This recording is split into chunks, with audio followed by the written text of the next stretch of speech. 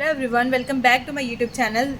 This is lecture 17 of a geotechnical engineering. In this lecture we are going to cover the numerical on the coefficient of compressibility, coefficient of volume compressibility, coefficient of permeability, compression index. In the part 1 we will see the numerical of this topic, and in the part 2 we will see the important MCQs of these topics. Okay, so now we will see the numerical part. So first numerical is from Terzaghis one-dimensional consolidation theory.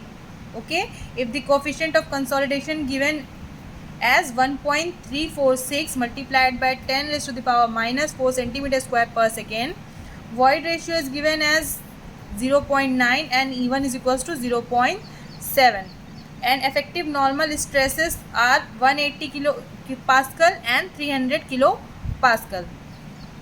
Find out the coefficient of compressibility and coefficient of volume compressibility and then coefficient of permeability given gamma W is equals to 9.81 kilonewton per cubic meter. Okay, so from this question you have to find three terms. Okay, first you have to find the coefficient of compressibility, second you have to find the coefficient of volume compressibility, third you have to find the coefficient of permeability. Okay, so we will see how you can find these three things. Okay, so first you have to write the given terms. Okay, to solve any question first write the given term so that it will be easier for you to move ahead and solve the question. Okay, so in the question void ratios are given 0.9 and 0.7. Gamma W is given as 9.8 kg per cubic meter. Coefficient of consolidation is given as 1.346 multiplied by 10 raised to the power minus 4 centimeter square per second. Okay, so to solve this question we know that first coefficient of compressibility is denoted as AV. Coefficient of compressibility is denoted as AV. I have already explained what is coefficient of compressibility, coefficient of volume compressibility, coefficient of permeability in the lecture 4. So you can cover the lecture 4 to understand these formulas and terms, okay, that we are going to use in the solution part of this question. Okay, so if you haven't covered that lecture, then cover the theory part from the geotechnical engineering playlist and then cover this numerical part. Okay, so we know that the coefficient of compressibility is denoted as AV and its formula is AV is equals to change in the void ratio upon change in the effective stress. Okay, and its unit is meter square per kilonewton. So if you put the value of change in the void ratio and change in the effective stress, then you can easily calculate the coefficient of compressibility with the help of this formula. Okay, so your coefficient of compressibility will be equals to 1.66 multiplied by 10 raised to the power minus 3 meter square per kilonewton. Okay, so you have to know what is coefficient of compressibility and you have to know the formula to find the coefficient of compressibility. Okay, I hope you have understood what is coefficient of compressibility. Now we will move ahead and find the coefficient of volume compressibility. So this is the formula to determine the coefficient of volume compressibility. Coefficient of volume compressibility is denoted as MV.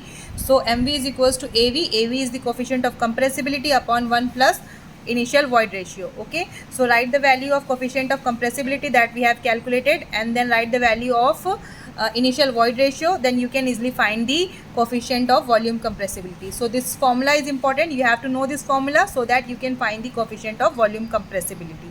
Okay, so now we will move to the third part from Terzaghis one-dimensional consolidation theory. We know that this is the relation from the Terzaghis one-dimensional consolidation theory. Here you can see that CV, MV, gamma W. What is MV? MV here is the coefficient of volume compressibility. Okay, gamma W is given in the question. CV is your coefficient of consolidation, that is also given in the question. Okay, so write the value of coefficient of consolidation here. Coefficient of consolidation is given in centimeter square per second, so you can write and convert it in the meter square per second. Okay, because other values are in meter square per kilonewton, so you have to convert the coefficient of consolidation value in the meter square per second. So write this value here and write the other terms. You can find the coefficient of permeability. Okay, so this is your coefficient of permeability. In this way you can easily find the coefficient of permeability from the Terzaghis one-dimensional consolidation theory. I hope you have understood this, and now we will move to the second question. See the second question.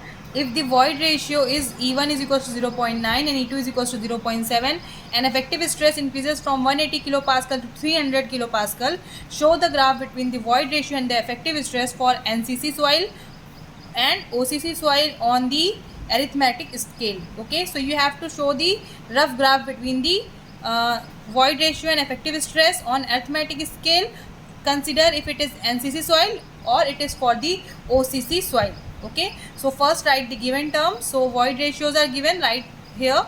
Okay, and then your effective stresses are given: sigma 1 bar, sigma 2 bar, 180 kilopascal and 300 kilopascal. Soil is NCC soil first. So for first we will draw the graph between the void ratio and effective stress on the arithmetic scale for the NCC soil.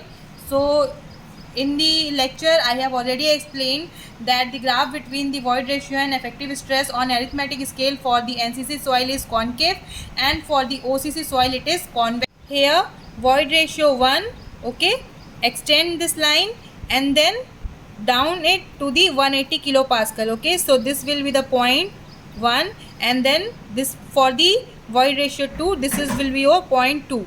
So you have to draw the graph in the concave shape for the NCC soil, and similarly for the OCC soil you have to draw the graph like this, okay, convex shape. Okay, so you have to remember this, that for the NCC soil the shape will be concave and for the OCC soil the shape will be convex on the arithmetic scale. Okay, this is not on the semi-log scale. Don't get confused between these two. You are drawing the graph between the void ratio and effective stress on the arithmetic scale for NCC soil and for OCC soil. Okay, simply for NCC soil it is concave and for OCC soil it is convex in nature. Okay, I hope you have understood it. Now we are going to see the third question. So this is our third question. Draw a graph between the void ratio and effective stress in a semi-logarithmic plot for E1 is equals to 1.2 and sigma 1 bar is equals to 100 kilopascal and E2 is equals to 0.8 and sigma 2 bar is equals to 600 kilopascal. Okay, so your void ratio 1, void ratio 2 and effective stress 1, effective stress 2 for the NCC soil. Okay, it is given that it is for the NCC soil, and also find its compression index CC. Okay, so this question is basically based on the compression index CC, and then you have to show the graph between the void ratio and the effective stress for the semi-logarithmic plot. In the previous part, in the question number 2, we have seen the graph between the void ratio and effective stress for the arithmetic scale. Here you have to see the graph, you have to draw the graph between the between the void ratio and effective stress for in the semi-logarithmic plot. Okay, so now we will see how you can solve this question and draw the graph between these two. Okay, so first you have to find the compression index. Compression index is denoted as CC. So it is equals to the change in the void ratio. So your void ratio 1.2 minus 0.8 upon log sigma 2 bar upon sigma 1 bar, write 600 upon 100. So you will get the value of compression index as 0.514, and the compression index is unitless. The value of compression index is unitless. Okay, now we will see how you can draw the graph between these two, void ratio and effective stress. Okay, so on this semi-logarithmic plot your effective stress will be in the log. Okay, and your void ratio will be simply void ratio. So here you can see that the graph line will be a straight line. Okay, so you have to remember this for the graph between the void ratio and the effective stress for the semi-logarithmic plate. The graph will be a straight line. Okay, so E1 is equals to 1.2, E2 is equals to 0.8, and similarly for the log N1 and log sigma 1 and log sigma 2, your graph will be a straight line. Okay, so E1 is equals to void ratio at effective stress 1 and E2 is equals to void ratio at effective stress sigma 2. So in this way you have to show the graph. You have to just know which type of graph you have to draw. Okay, so for the arithmetic scale, the graph for the NCC soil will be the shape of the graph for the NCC soil will be concave, and then for OCC soil it will be convex, and for the semi-logarithmic plate for NCC soil it is a straight line. Okay, I hope it is clear to you, and in the next lecture we will see the important MCQs of this topic. Okay, we will see what are the important MCQs of this topic. are the topic of other lectures of geotechnical engineering numerical. You can see the topics of this lecture here, and you can cover these topics from the geotechnical engineering playlist. Okay, I hope you find this lecture useful, and if you find this lecture useful, then you can appreciate the effort by like, share and subscribe. And thank you for watching. Thank you.